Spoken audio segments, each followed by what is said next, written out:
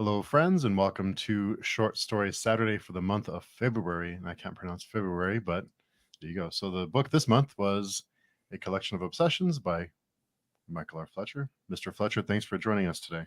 Yeah, thanks for having me. Yeah, so, we're going to go through each story of the book. So, if you have not read the stories, you're about to be spoiled on a bunch of them. So, just a heads up.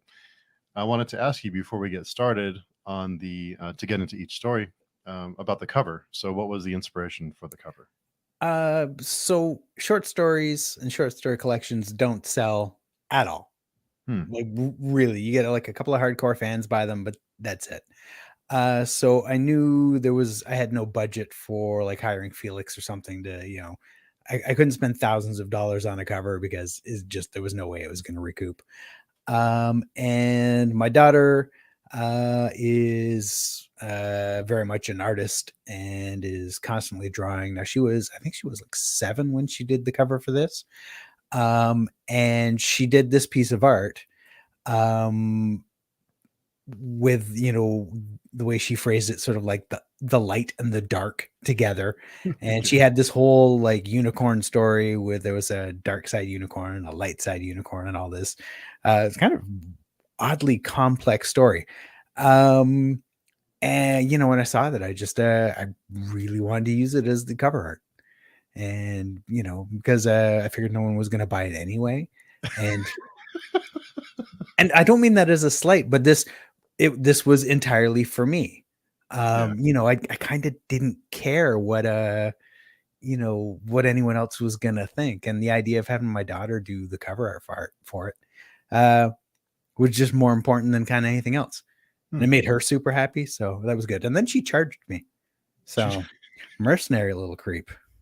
what was her fee? What did she charge you? Okay, it was more than I was expecting. Was it food and shelter? Was that the No, she's like, I already get that for free, daddy. I want cash. cash money? Yeah. And Harfoot is here. Hey, Harfoot, thanks for coming by. And Thanks. Star, thanks for coming by to say hello. And of course, Andres is always around. Thank you for your support. So, I know you mentioned about short story collections not selling very well. What was what kind of was the what's kind of put in your mind? I want to publish these short stories, knowing that they may not be all that popular. Right. So originally, like some of these short stories date back to 2008, 2009. And the first thing I ever wrote was a book called 88, which later turned into Ghosts of Tomorrow. But I was shopping 88, trying to find a publisher for it, and getting nowhere. I got hundreds and hundreds of rejections from agents and publishers and stuff. Um, couldn't sell it. And at the time, I thought it was because I didn't have any sort of a, street cred as an author. I'd never published anything, never mind a book. I'd never published a short story. So I decided the path to, literary success was to write some amazing short stories and publish those in magazines, a whole bunch of like really, famous professional magazines, build up like a level of fame there. And then people would, sort of look at my books and recognize me for the incredible genius I am. And so I wrote a short story, and every single magazine on the planet said no. And so I was like, fuck, wrote another short story. And every magazine on the planet was like, no. And so that kept going. Over a year later, over a year of writing short stories and submitting them, I racked in over 100 rejection letters. Wow. Um, and then I sold my first short story, this like cute little story, Artificial Stupidity, to a Canadian science fiction magazine called On Spec. I think I sold it in 2010, and then it appeared in 2011. And you got to remember, like I started in 2008. That was 2 years of zero success. 3 years before I actually got to see one of my stories in print. Um, And when I sold that first story, I was like, yes, I have made it. Now they will buy my stories. And then it was another year and about another 100 rejections before I sold a second story. Wow. Um, And at that point, I kind of started realizing that nobody gives a shit about short stories. Hmm. Publishers, they don't look at your short story sales and go, "Oh, look, he sold short stories. Let's buy his book." They read your book, and if your book is shit, they're not going to pick it up. So I needed to learn how to write better books. So you But changed your focus then. yeah, so I'd written a pile of short stories, and then since 2011, I had more success selling short stories. At first, landed a couple in pro markets, and then later, after like Beyond Redemption came out and I'd sold some books, at that point people started coming to me and asking for short stories, like for anthologies and stuff, which that's a whole different beast from sending out stories and bringing in rejection letters. So I don't remember what year I published the collection, but I realized I had a book's worth of short stories Wow. just sitting around, like not doing anything at that point. And I'd sold them each one. I think you typically sell rights for about a year or so, Hmm. and they were none of them had been published for a while. So I thought I'd put together this little anthology of my own stuff, really just for like the half dozen hardcore fans who are going to read it and be like, "Oh, cool! Like that's where that came from." And like you can see the evolution of some of the ideas. Like there's some manifest delusion stuff in there. There's actually Norilska Groans. You can see the where the idea for the stones from Norilska Groans came from in Hmm. some of the cyberpunk stories, because that's where I sort of like ripped that idea from. Um, and then I always liked the idea of introducing each short story and just sort of talking about it a bit and about where I was. And because again, the assumption is 6 people are going to read this, and it's going to be the 6 people who are like, "Yeah, I like Mike." And so I wanted to talk to them. Right. So I just, like brutally honest, sort of like shared where I was at when that particular story was written. It's a lot of fun. Nice. And I think I mentioned to you before we went live, but I tried to avoid the introduction parts. Otherwise, I try not to, so I can think of stuff to ask you. But I did also wonder, is there a rhyme or reason to the order of the stories in the book? Did you have, it's kind of like picking out a track list for an album. Did you put a Yeah. whole lot of thought into it? Do I actually have a copy? Well, that's embarrassing. I don't have a copy. I think I sold my last one. Um, there was, and I can't remember what that rhyme or reason was.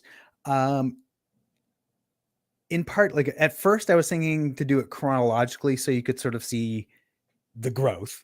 Hmm. In the end, I didn't do that because I wanted to sort of bounce between genres and sort of chronologically didn't work. In the end, I there was it was all feel based. Hmm. I want to separate the science fiction from the fantasy, like sort of spread them out more rather than having like the front half all science fiction, back half all fantasy kind of Yeah. thing. So there was some thought into it, but not a ton.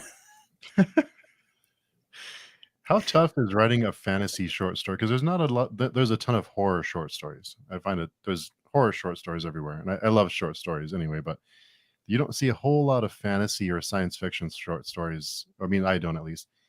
Is there something that you do to write a short story that's fantasy or science fiction based? Because you have to build a world around it.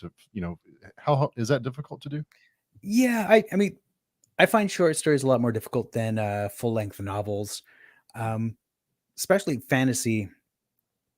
You've got a very small amount of time, space, words to put your world and your character into the reader's head. Hmm. In a novel, you can take chapters to do that. You can take an entire novel, slowly putting it all in there, and the reader's going to be happy. They get to discover it over hundreds of thousands of words. They're blissful.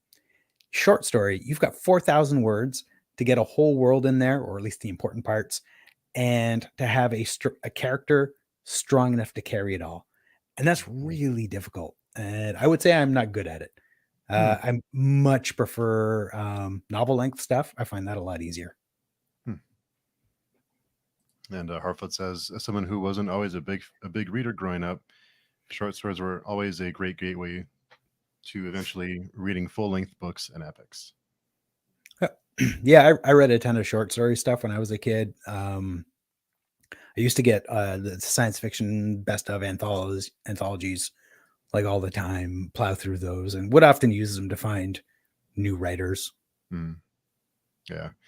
And for this collection, I kind of, and a lot of your stories have this little tint of humor in, this like Curb Your Enthusiasm kind of humor in all of them. And Anna Smith Spark, I talked to her yesterday, and she said that you're great at injecting humility, or making your characters seem like human beings, like rounding them out and giving them humanity when they may be even awful people. So even the awful characters, there's still something in there that you can see some hope or something good in them. Yeah, I mean that's always my goal. Is I find the idea of like good guys and bad guys, good and evil, right and wrong, yeah, largely horse shit. The world's a lot more gray than that, and I want them to be people. They're never characters to me. I don't think of any of the characters in the book as a character. They are not there to serve the story.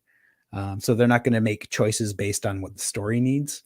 And I'm very much a get in the head of the character and be that person as I'm writing, which is what makes plotting books a fucking pain in the ass. Because no matter what I think should happen, when I'm in the character's head, when I am that character, if they see something else that makes more sense, they're going to do it. Interesting. Well, that I'm a sucker for Beyond Redemption and Manifest Illusions. I'm a sucker for that. I'm waiting for that third book, but I'm no pressure. But so the first story was, and you're gonna have to tell me with the names because I probably mispronounced the names. Anomi, is that the right pronunciation? Enemy. Enemy. Yeah. Okay, I told you. So this is one of the characters from Beyond Redemption. Was this written before or after Manifest Illusions? What was the story called? Intellectual Property. Oh, that's right. Okay, so that was way predates Manifest Illusion stuff. Intellectual Property was written 2009. That's the one that appeared in Interzone, the UK magazine. I can find it. Yeah, 2011 or 2012 that one appeared in Interzone. That's science fiction, right? Mm-hmm. Yeah. Yep. Yeah. I had totally forgotten that I used that name there. Really? I do. Yeah, I do. I reuse names. I mean, enemy, it actually means something. So I tend to do that fair amount, which is grab words where not everyone is going to necessarily immediately recognize it as a word, and use it as a name just because it entertains me. And it's kind of why I do all this shit. Especially, and you may not even remember this, but one of the lines I wrote down was, what do you call a Wookiee? What do you call a Wookiee with an ass fetish? Yeah, Star Wars joke. I never had a punchline to it. I just had this scene in my head where this person is sort of like security guard has to ask these weird questions and then measure neural activity of the person sort of passing through, and all of it was part of like the making sure they are who they say they are kind of thing. And that was just the question popped into my head. I had no idea what the answer was, and just I laughed. So it got in there. Yeah, it's a good one. It's interesting when you read all the short stories in a collection of obsessions. Some of the characters are allowed to change. Some cannot escape their path. Yeah, that's sort of a collection of my obsessions. Is I've got I seesaw between thinking people are largely incapable of growth and change, and that's Beyond Redemption. Everyone ends the book as shitty as they were when they began it. And sometimes that's real to me. And then sometimes I'm like, nah, that's dark. That's bullshit. People can grow, people can be better, and they can change and they can learn. And then, I go back and forth. Yeah. So I did think it was because they talked about, Google tracking us. And I thought it's even more interesting to me now knowing that you wrote it so long ago, because it's like, are we that far away from this? Yeah, I read it wrote it so long ago I barely remember it. Was there stuff on identity tracking in there? I Yeah. honestly I don't remember. Yeah, the tracker, I forget the name of the chip that they would, so when they were at work, they would put it in and they had 2 Oh, the different memory plug stuff. memory Yeah, plugs. yeah, yeah. Yeah, we're a little ways off that, but honestly, if you're protecting intellectual property, it makes so much sense for the company to want to take hold of that, and they will do that the moment that sort of technology is available. Oh, yeah. But it was almost like a horror story because you don't know what you do when you're at work. You don't remember anything. You go to work and Mhm. you come out and Yeah, it's like and it 2 can feel like a blessing because, like, if your job's different. shitty, you get to unplug at the end of the day, and you're like, "Yeah." Yeah. He's like, "Well, I don't know what happened, but I feel fine." You go home a little tired, sort of wondering what you did. Yeah. Especially like you may not remember the couple when the husband got home and he would ask his wife, "How was your day?" "I don't know." "How was yours?" "I don't know." There's little tints of humor in there just to, kind of break Yeah. up the darkness.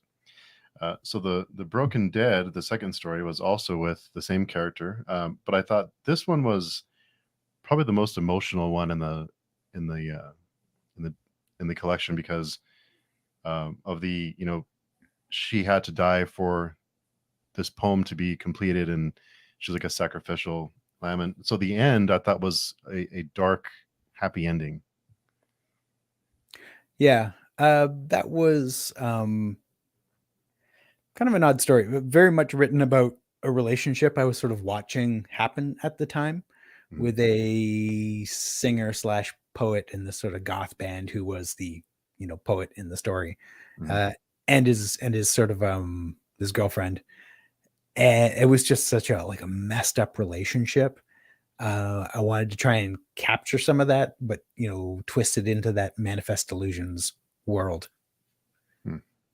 It worked. It was great. And so the third one was Death at the Pass, and I did take a peek at the introduction on this one because you noted that it was RPG inspired, and it ties into the Blackstone Heart world. It's the wizard that was born again and brought back to life after being dead and in servitude. And I caught some themes of some free will themes in this one. Yep. Yeah. So that was like originally way, way back. I ran a very long running Stormbringer campaign, based on the Elric books. That's where the Obsidian Path stuff comes from. That's where the uh, Death and Dignity, Death at the Past, those short stories came from. Um, yeah, and free will and who you are has always been sort of an obsession for me. Like what defines you as a person, like if you change your memories, does that change who you are? If you change the order of your memories, yeah, I think you'll find that probably sneaks into a lot of my stories. Yeah, yeah, definitely. And for anyone watching, the collection is available on Kindle Unlimited, so check that out. It's Go check it out, Kindle Unlimited. The next one was A Second Chance. It was one of your first stories, and how you noted that I did pick at this one too, but you noted that you resist the urge to go back and rewrite your older stories. Is that tough to not want to go back and smooth things out? Yeah, I mean, especially publishing them, like making them available for people to read. um they're rough. Like you just, it's like any skill, right? You get better at it. And to look at something you'd done years ago, and that one I wrote, I gotta remember, sometime in the 90s, I think, like Wow. long before I'd written anything else. There were a couple of short stories in that collection, as I recall, that were written originally in the 90s, Hmm. and then totally forgotten. When I started putting together the collection, I ended up calling a friend of mine who I used to live with, who is like a data pack rat, Hmm. and saying, "Do you have any of those old stories?" And about a week later, he got back to me and was like, "Yeah, I have them all." And it was in something like Word 2 format or something like that. Um, so yeah, there was the urge to like rewrite and polish them and make them all, as slick as I am capable. I didn't think that was as interesting though. I mean, again, because of the the collection is for those 6 people who are gonna like buy it. Yeah. I thought they'd be more interested in seeing like what my stuff was like when I Mhm. first thought, oh, I'm gonna write a short story, like in '94 or whatever it was, Wow. So yeah, I thought they were more interesting as they were, rather than me sort of changing them and making it seem like, oh, I've always been a writer. It's Yeah. like, yeah, no, it's been a long road, and some of my early stuff sucks. I thought this was. I actually enjoyed this with the clones and the Crime and Punishment thing. You know how you handle the. I thought that was a neat idea. I'm surprised it was one of your newer or one of your oldest stories. Enjoy that one. So we have the summer of '79, and I couldn't get that stupid song out of my head the whole time I was reading this one. The summer of Yeah. '69. So you mentioned there was a childhood story. I was wondering what inspired that story. It was how much of this is true to life. Yeah, that is it's a combination of childhood memories, like sort of cherry picked over about a decade of vacations, of family vacations. Like literally from 79 kind of on. Um and so that there are scenes along the beach in Lake Huron. Some of those are, you know, semi-real dreamlike versions of what I remember. Stuff at the cottage, my dad chopping his shin open with an axe, like that shit really happened. Okay. Um, and yeah, it was this sort of a sort of a fond reminiscence of barely remembered vacations. I thought it captured youth. The kind of the story. It gave you that feeling of the adventure kind of you want to go on an adventure kind of thing, and you get lost for the day doing something. Yep, that was me as a kid. Yeah. And Harfa says, I like seeing what it was like for someone to actually be the living dead, looking at your body falling apart, the horror of having your head chopped off, and being stuck in one spot forever. And Andres says, several stories play with the idea of characters having no memories of events, whether in memory plug stories or in the ones A Second Chance. Could you talk about your literary influences there? Hmm. Good question. Yeah. So the memory stuff, probably my biggest literary influence there is George Alec Effinger, science fiction writer. He died a while back. Uh, he wrote, I'm going to butcher the name because it's been a while. I think it was called the Marudin sequence or something like that. Hmm. Um, he wrote a series of novels where characters could buy personality plugs, and so you could plug in different personalities to sort of change who you were. And many were based on like famous people, like you could buy Elvis or Chuck Norris kind of thing. And I loved that idea. And the memory plug stuff fell out of those stories. That was me sort of taking somebody else's idea and twisting it, see where I could sort of like take it. Um, And then, I mean, it's me being me, it always turns dark because I'm sort of like, well, how do we abuse this now? You've got this technology. Like, who's going to use this and, make it dark for me? Always the optimist. Oh, yeah. Yeah. Yeah, that's a great question though. So the next one was let's see, death and dignity, diplomacy and I wrote down this quote: diplomacy and negotiations were always easiest when backed with a sharp blade. And especially like the after the severed head is smashed and the who's laughing now, bitch. Like Always subtle. always so yeah, it was great. That was another fun one. Just the humor is because otherwise, I guess you almost need some humor to lighten up some of the stories, right? But I think that's just your personality. I don't think that's something Yeah. you. I honestly, I never put thought into it. Like, I don't think about pacing, which might be a weakness of mine. But, at no point am I like, this has been dark and gloomy for a while. I should put some humor in here. How do I be funny? Like, I don't think I could do that. I'd just stare blankly at a wall. But as the story's coming, the characters, and again, like in my head, I am each of the characters. Um, they just say shit, and I'm like, "Oh fuck, that was funny." Like, in it goes. Yeah. And this is interesting because you also have a lot of playing around with memories in Philip K. Dick. Yep. Yeah, I read a ton of Philip K. Dick when I was a kid. That was so long ago. I don't remember a ton of it. Hmm. But definitely, like a lot of the classic science fiction um, is, like background influences for me. Yeah. It's so long ago. I don't clearly remember how it sort of influenced. Mhm. When you have influences that are really heavy influences and you sit down to write something, is there ever a concern to not be a carbon copy of something else? Because, do you ever just say, well, is this an exact replica of what is influencing me? Yeah. It's not something I worry about because I never just take something somebody else has done and then copy it. Yeah. For me, like influences are best when they trigger ideas. And so like the memory plugs, George Alec Effinger was doing personality plugs, and I was like, oh, cool. Where do I take that? Yeah. You know, Stormbringer, huge influence on me, probably like one of the biggest influences. And um, at no point do I really quite copy Stormbringer. Mhm. It's always like, oh, how do I take some of those ideas and twist them? How do I sort of like play with that differently? Hmm.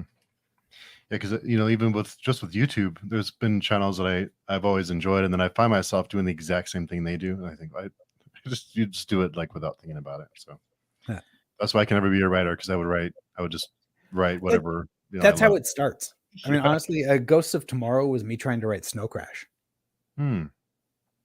and failing really badly. I think that's the other reason I don't worry about copying people because I'm so bad at it. No one will recognize what I was trying to do.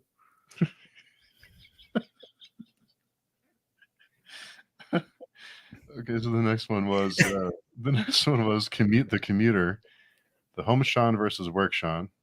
In the I kind of I kind of took this as the daily grind, like distracted versus unplugging. Not seeing what you have in the day to day and just kind of living for the weekend and not seeing what's in front of you and not appreciating what you have is what kind of my takeaway was. Yep. Yeah, very much so. Yeah, Sean Headley, the main character. Sean Headley was the drummer in a goth metal band I played in for a bunch of years. And so he had the perfect name for this sort of cubicle drone. Yeah. And funny because like years later, years after the band broke up, I got an email from him. And for some reason he'd Googled his name, like for work purposes or something. And that short story was out there online and stuff. He was like, "What, dude, what?" And he loved it because it was kind of very much captured part of where his life was at the time. So that was a lot of fun. But yeah, that's the office cubicle grind, right? Yeah. Yeah. And we have Trill Nathan's here. He's your biggest fan. Thank you. Yeah. Yeah, it's weird. Is that weird? Fans, yeah, I'm just some schlub writing, with my weird stories at home. I don't know. You have a lot of fans out there. I'm one of them, so it's kind of weird.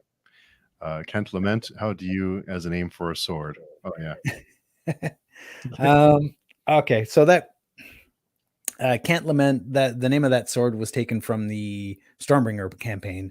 One of the characters, like the player characters, rose up to be Theocrat of Pantang, which was the Mabden, the Human Empire, versus the Melnibonians.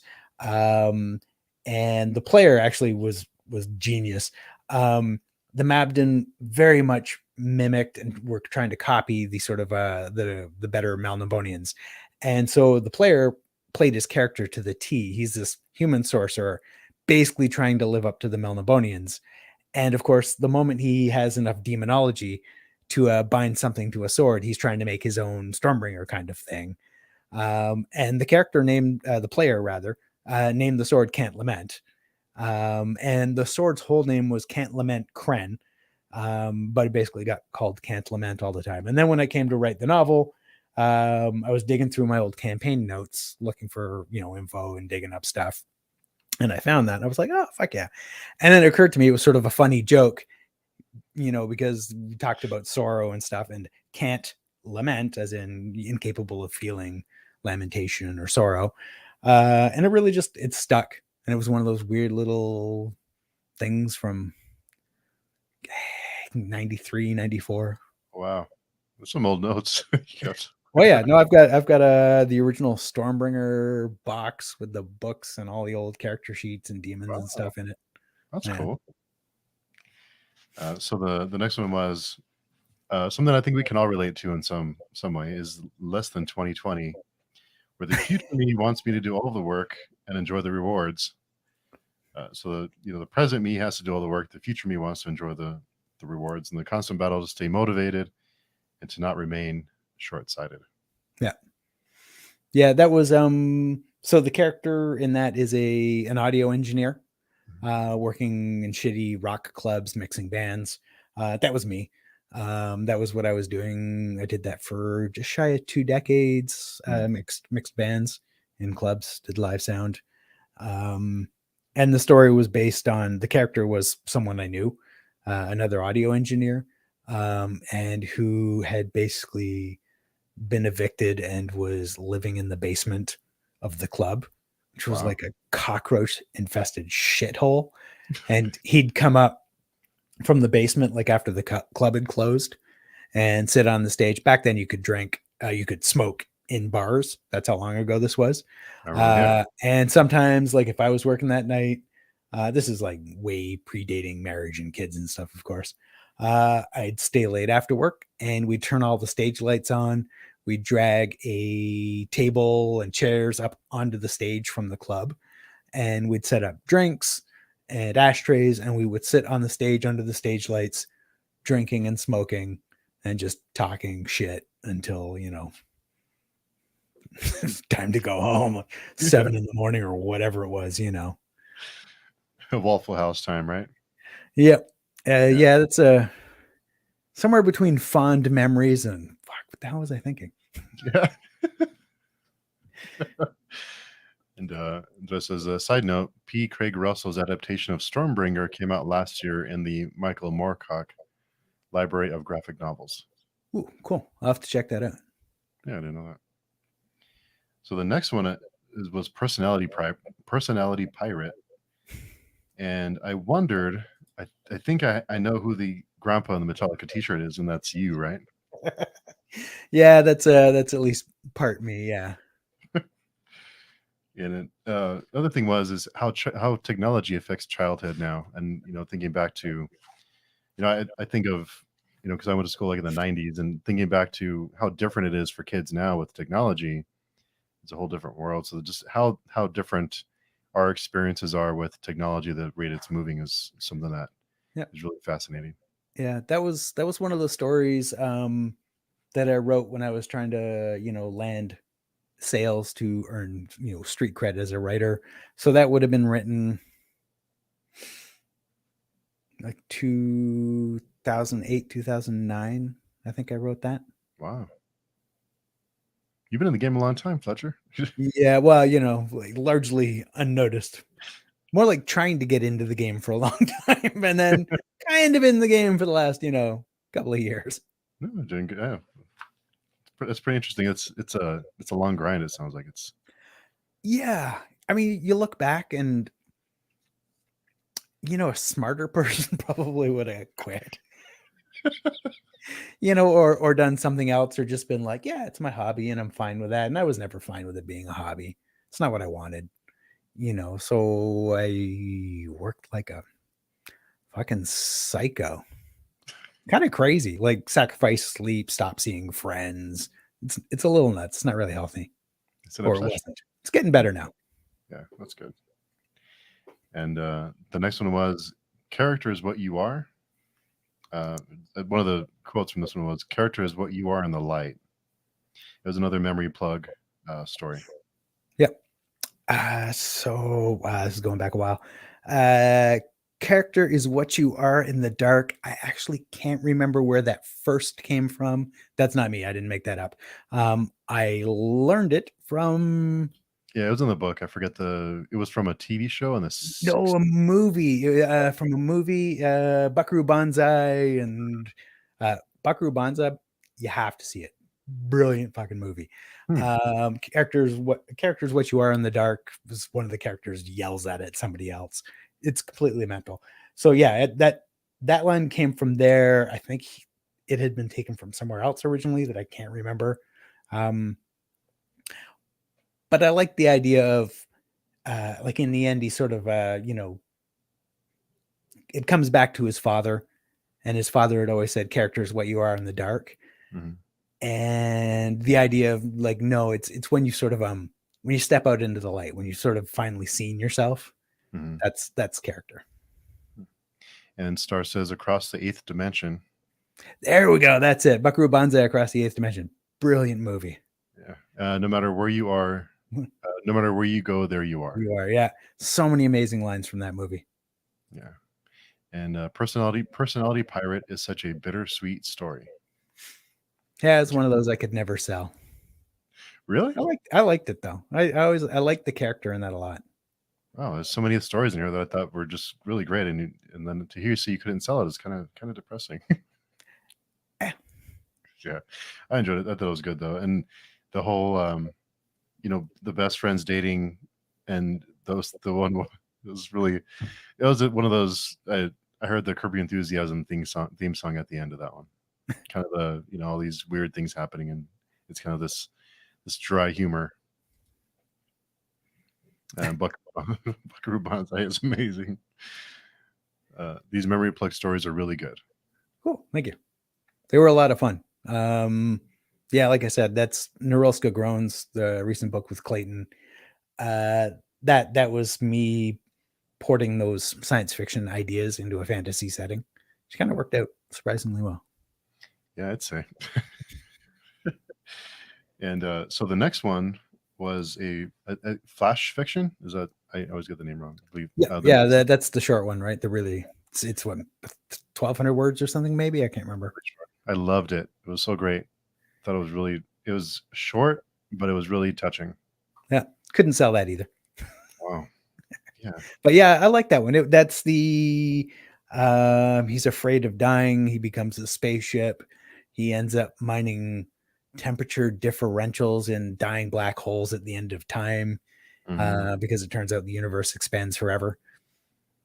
And yeah, well, that's enjoy the grass and the birds and go outside and spend some time while you can. Yeah. Yeah. It was. That's kind of the. Do you really want to live forever? Yeah, and yes, I do. Yeah. Mostly out of curiosity. I just want to see all the shit that comes next. Yeah. You can write lots of books that way too. Oh yeah.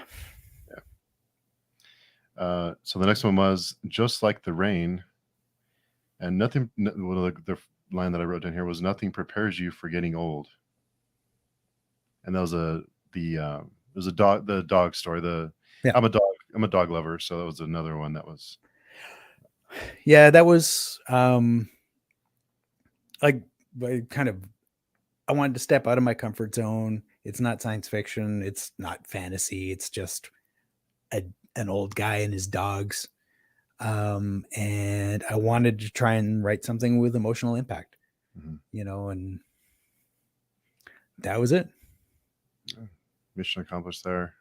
Trill Nathan says, I think The Broken Dead was my favorite. I'm definitely not biased because of its manifest delusions. Nope. Yeah, anything with manifest. I'm a sucker for anything manifest delusions. So the next one was, I think we mentioned it a little bit ago, is Artificial Stupidity, which I thought was hilarious. Are surprised when all it wants to do is eat grilled cheese sandwiches and masturbate.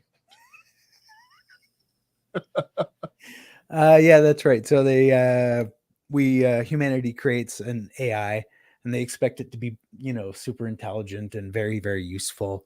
And it's not, because it's a little bit lazy and it's not super interested in being useful, because who the fuck is? And it decides, oddly, that it wants to become a science fiction writer. And so it writes, at the time I was reading a bunch about organic computers because that was sort of like going to be all the rage, which hasn't really happened yet. So it writes this artificial intelligence writes a short story about an organic computer that achieves sentience. And then all it really wants to do is sort of sit around masturbating and writing science fiction stories. It seemed like a fun twist. That was the first story that ever actually sold. Yeah. So I was. How does that work? So you send it out to magazines or to anthologies or whatever. How does that? So if someone says, "Yes, I want to buy this story." How does that process work? So I mean, that was 2009, 2010 that sold. Back then, most magazines did not accept emailed submissions. So you printed double spaced your submission, you put it into an envelope, you mailed it a physical copy at cost to yourself, Hmm. and then they would mail you back a tiny little piece of paper that basically said "fuck off, no," which would take anywhere from a month to a year for your Wow. rejection to show up. In that case, they mailed back and were like, "Yeah, we really like this. We want to buy it." Uh, they've got a set rate. They mail me a contract, sign the contract, mail that back, and this is all physical mail, right? They mail me a check, and then a year and a half later, it actually showed up in the magazine. Wow. For a short story. Yeah. Oh, that's how it was back then. Wow. That's what a that would really suck. I don't know. Yeah. And the rest is a very touching story. I think he's referring to Yeah. just like the rain. Very touching story. A friend has a dog that's 19 years old now. Incontinence and dementia show up. Some heart issues, but for its age, the story made me think of my friend's dog. Yeah. I would hope that anyone who has or loves dogs could relate to that story a little bit. Oh, yeah. Incontinence and dementia. I'm like, is she talking about me? If he was, you'll forget later, so don't worry Yeah. about it. Yeah. Morrow says practically the dark ages. It was Yeah. snail mail. Yeah. I'm surprised they weren't accepting email Some submissions. would.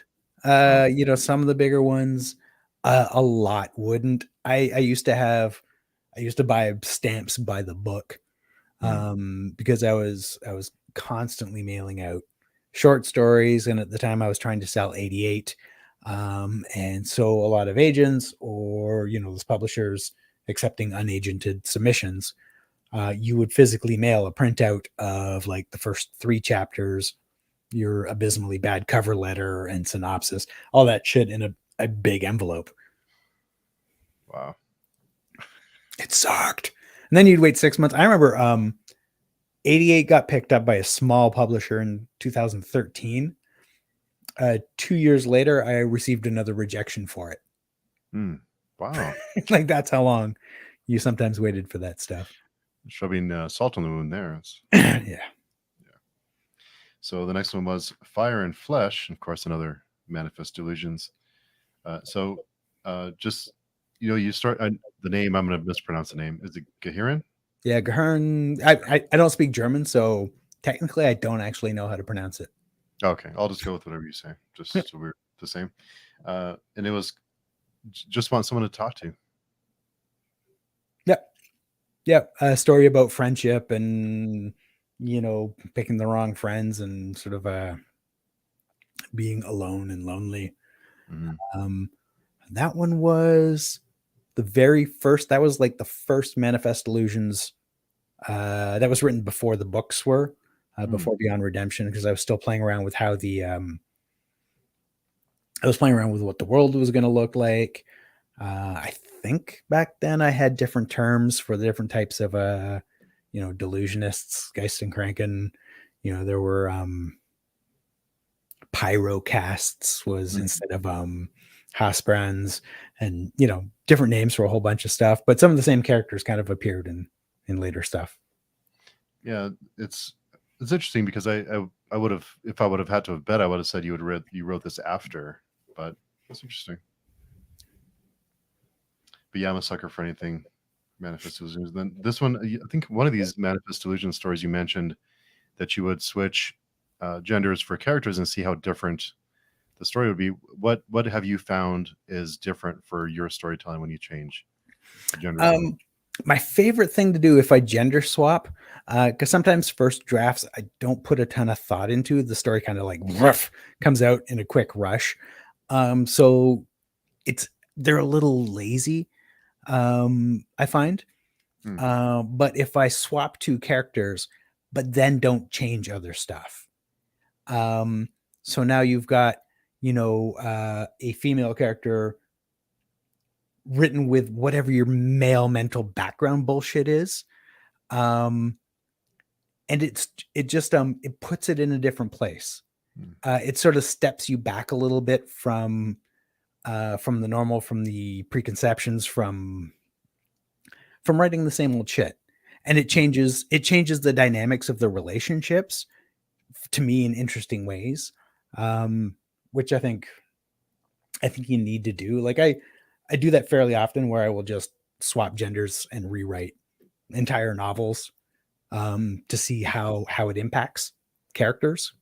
Wow. Almost always it's better. Interesting. As a German, it feels strange to me. I'm sorry. As a German, it feels strange to read the German names with their weird grammar, but the names work very well the way you invent them. Yeah, I butchered a lot of that. I don't know German at all. That was very much me and Google Translate. And I think what a lot of people don't get is I didn't write Beyond Redemption going, oh, this is going to be published by a Big Five publisher and it will be available worldwide. Like my first book, I think sold 32 copies. And I wasn't sure if anyone was going to buy this one. And certainly I didn't think I was going to get an agent, didn't think it would get published. And so I was writing it for like a couple of close friends and they don't speak German. And I thought, what would be really funny is I'm going to hide some like little Easter eggs in these German names and, hints of like about plot or character stuff. And that was it. Like I never expected it to get published. And then when the publisher picked it up, I was kind of like, well, they're going to want to change all these names. And they just didn't. Like, whoa, okay. But I love the way it feels. I love the way the German names sound. I think that they fit really well for that sort of dark, grimdark kind of setting. Yeah, they do. And so the last one was second to last one was the Invisible Assassin, and it was your first story. And I wondered what it was like to reflect back and reread your first story now that you've come so far. Yeah, it was really neat because that was one of the ones that I'd lost and my friend dug up, the digital pack rat. It was neat to see these ideas, 20 years later and realize that they weren't outdated. There was stuff that I did, that would need to be changed if you sort of, we're going to try and publish it. But the actual like ideas, the tech stuff like kind of aged surprisingly well. And funny, so that was the first short story I ever actually finished writing. It never got published. I don't think I submitted it. I wrote it and lost it. Never thought about it again for years. Then Intellectual Property was me trying to rewrite that story from memory because it's kind of the same story. And so I was like, oh, well, how did that happen? And I could kind of remember the plot. And I got a ton of stuff wrong. But it's literally me trying to remember a short story I'd written, 15 years earlier and, rewriting it. Oh, that's pretty neat. And so the last one was probably my favorite story, I think, of the collection, the Undying Lands. So creative and immersive, and you can really you really feel like you're there. The way that you describe the environment and the situation, and it's such an interesting concept. This this battle, this gladiator type thing that's going on. Where did that idea come from? So the Undying Lands That actually takes place in the Obsidian Path world. There are hints at that in the background. There's wizardry, necromancy, and all that stuff. And it touches on a little bit the Death at the Past short story. So Death at the Past, a necromancer raises this huge army of the dead, and she fucks up. She messes up the spell, and everything raises up.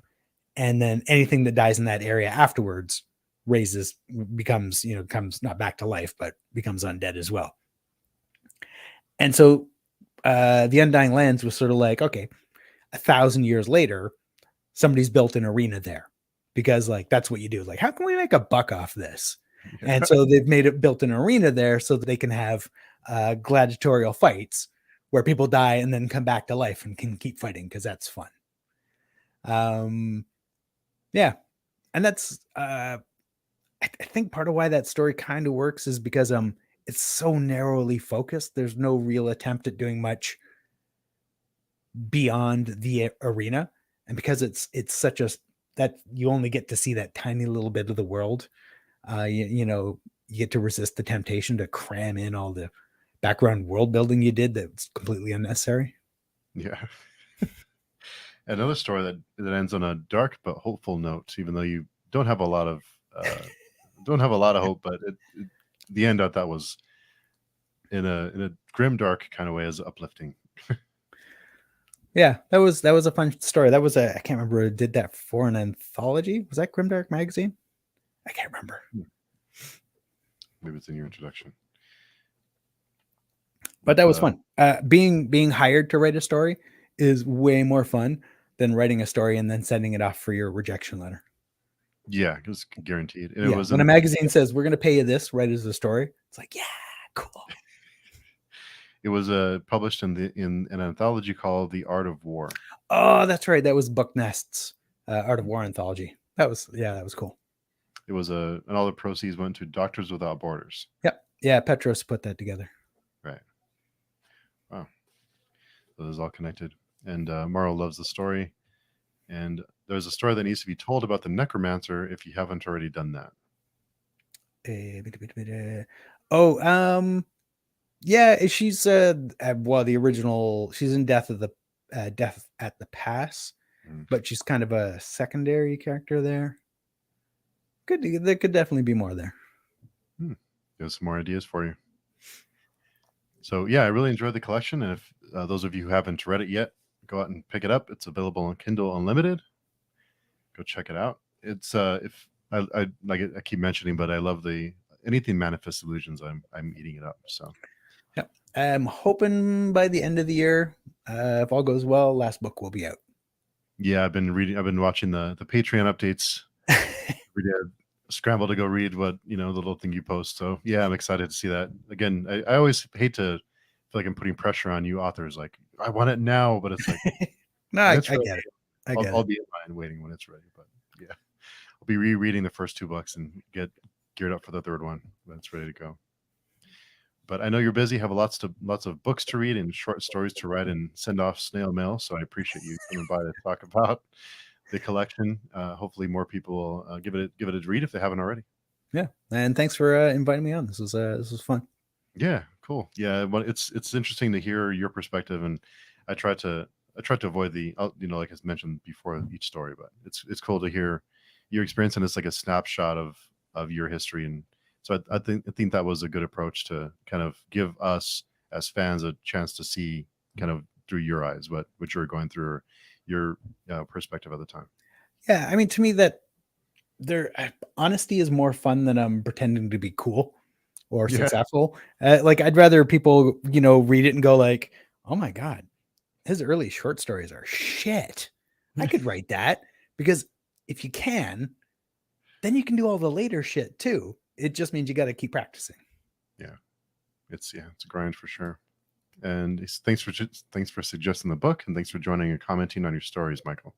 Yeah, thanks for having me, and thanks for hanging out with us too. Yeah, exactly. Yeah, thanks for coming by, and some great questions too. So thanks for interacting with us. But cool. Thanks everyone for coming by. And if you haven't read it, go pick it up, go give it a read. Kindle Unlimited, or you can buy the awesome, cool copy like us, paperback lovers. Go check it out. Thanks again, Michael, and we'll see everybody later. All right. Take care, man.